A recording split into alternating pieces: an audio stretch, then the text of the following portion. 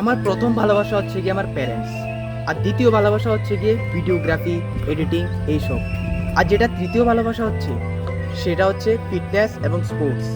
যখন এই তিনটা ভালোবাসা থেকে একটা থেকে দূরে থাকি না, তখন কিভাবে স্যাটিসফাইড থাকি বলো? তাই আমরা চলে এলাম আমাদের তৃতীয় ভালোবাসার জায়গায় এক্সারসাইজ করতে।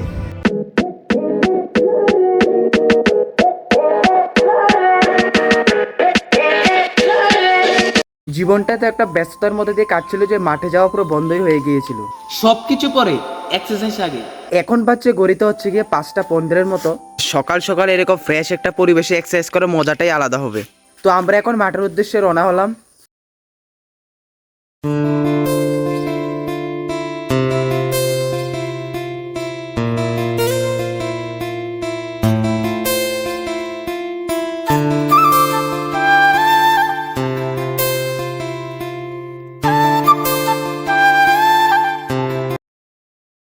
আর চলে এলাম আমরা আমাদের সকলের প্রিয় চণ্ডীবাড়ির মাঠে। আর এই মাঠের সাথে আমার অনেক স্মৃতি জড়িয়ে আছে।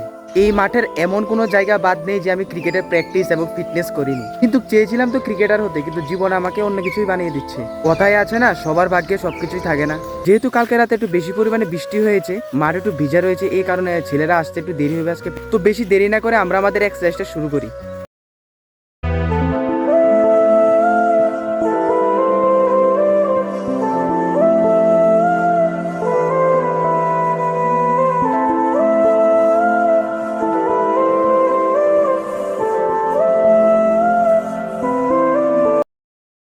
আজকে আমরা প্রথমে যে এক্সারসাইজটা করবো সেটা হচ্ছে স্লো রানিং। আর রানিং করার আগে সবচেয়ে যেটা জরুরি হচ্ছে ওয়ার্ম আপ করে নেওয়া অনেকটাই দরকার, কেননা ওয়ার্ম আপ না করলে অনেকটা ইনজোর্ড হওয়ার চান্স থাকে।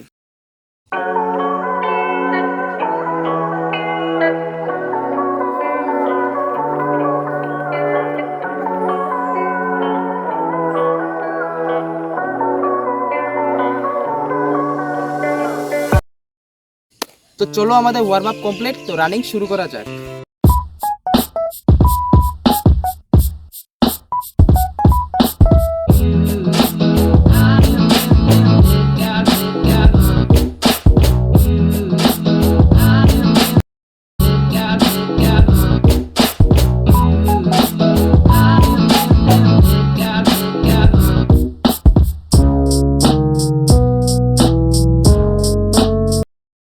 যেহেতু অনেকদিন পর রানিং করছি, তাই এই জন্য বেশি চক্কর দিলাম না, জাস্ট 4টা দিলাম।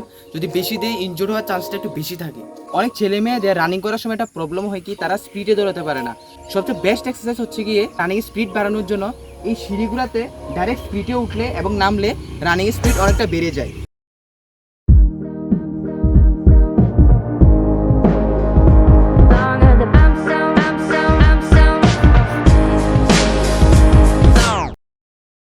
এখন বেশি না, জাস্ট 5টা 40 বাজছে। রোদের যে তেজ উঠেছে ভাই, এরকম রোদের মধ্যে এক্সারসাইজ করার মজাটাই আলাদা, কেননা সকাল সকালে রোদ্রটা না মানে একটা আলাদা একটা এনার্জি দেয়। তো রানিংয়ের পর এখন একটু ব্রেক নিলাম, আর একটু পরে এক্সারসাইজ শুরু করব।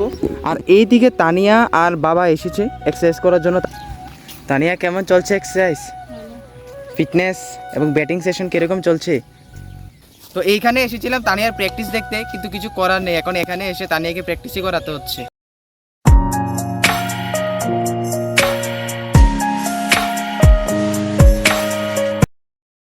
তো এখন আমরা দেখতে পাই যে 25-26 বয়সের পর বিভিন্ন রোগ ব্যাধি দেখা দেয়, কিন্তু একটা জিনিস সাজেস্ট করবো যে সকলকে কন্টিনিউ যদি এক্সারসাইজ বা বিভিন্ন শরীরচর্চা করা হয়, এই রোগ ব্যাধি থেকে অনেকটাই মুক্ত পাওয়া যায়। সারা মাঠ জুড়ে সবখানি রৌদ্র, শুধু ওই জায়গাটাতে শুধু ছায়া আছে।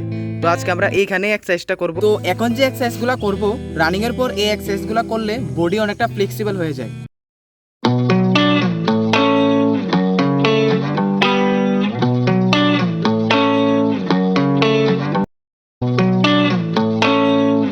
ব্যাপারটা হচ্ছে আজকে মাঠে বেশি লোক আসেনি। তো দাদা এসেছে একজন আমার সিনিয়র, আর ওইখানে একটা দাদা এসেছে, আর আমি এসেছি। যেহেতু কালকে রাত্রে বৃষ্টি হয়েছে, এই জন্য অনেকে হয়তো এই কারণে আসেনি। আরেকটা জিনিস, আমাদের চণ্ডীবাড়ি মাঠের সৌন্দর্যের প্রশংসা যতই করি না ততই কম হয়ে যায়।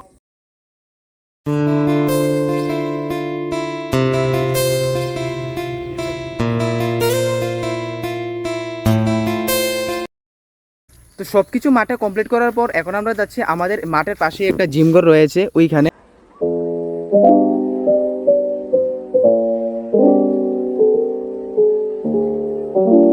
পাপাই জিম শিম কর লিয়া করো ইয়ার, মোটে হো গয়ে হো। এর কোনো মানে আছে? এসব করার কোনো মানে আছে? কোনো লাভ নেই এসব করার। মানুষ রূপে বানর।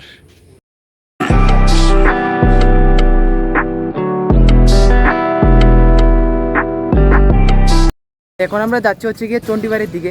আমাদের মাঠে ছোট বড় যেই আসে না গেলো এক্সারসাইজ করতে, সবার একটাই হ্যাবিট, এক্সারসাইজ শেষ করার পর এখানে এসে মায়ের আশীর্বাদ ছাড়া কেউই যায় না এখানে।